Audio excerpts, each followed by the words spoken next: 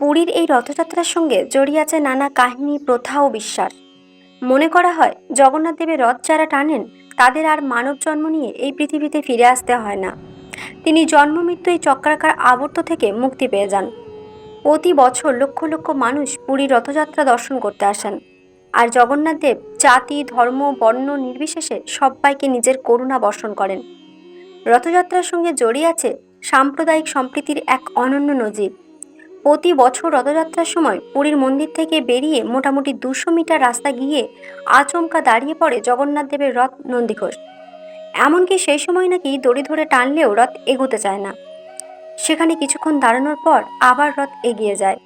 মন্দির থেকে মোটামুটি 200 মিটার দূরে অবস্থিত শালবেগ মাজার, এর সঙ্গে জড়িয়ে আছে জগন্নাথ দেবের এক মুসলিম ভক্তের কথা। মোগল আমলে শালবেগ ছিলেন জগন্নাথ দেবের পরম ভক্ত।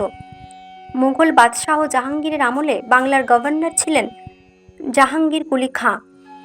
এক হিন্দু ব্রাহ্মণগড়ের মহিলাকে তিনি বিয়ে করেছিলেন।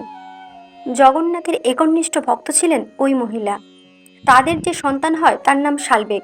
শালবেগ ধর্মে মুসলিম হলেও মায়ের প্রভাবে ছিলেন জগন্নাথ দেবের পরম ভক্ত। কিন্তু পুরীর মন্দিরে অহিন্দুর প্রবেশ নিষিদ্ধ হওয়ায় তিনি কখনো জগন্নাথ দেবকে দর্শন করতে পারেননি।